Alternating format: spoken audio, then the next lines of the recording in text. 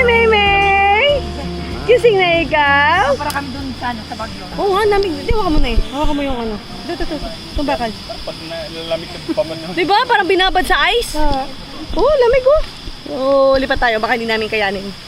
Yung lamig na yun. Uy, may kakao. Kuha kayo nang. Ba't kukuha? Baka mamaya may-ari yan. Tanong muna kayo. Paalam ka kay nanay. Asan na? Ano bang hinog?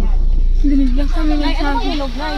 Alam ko ba yung hinog parang orange? Nang, tinan mo yung dun oh. Yung orange na yun oh. Uy, hindi pa yung hinog. Taulag!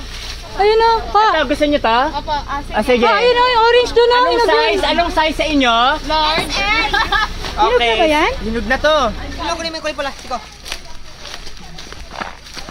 Ayan oh. Ayan oh. Yan. Yan yung sabi ni nanay. Doon lang dapat. Nung yung manok. Kilasa mo. Saan? Yung manok ko. Ayun. Abang maliliit pa. Para masarap pa, malambot pa yan.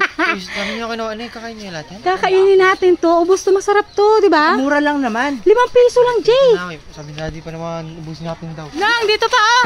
Lang! Sus. Tapos papaya pala. Oh, yan. Wow, my God! Dapat ganito. Masarap pa. Tingin ako. Mama. Lasa siya atis, kung nakatim na kayo ng atis.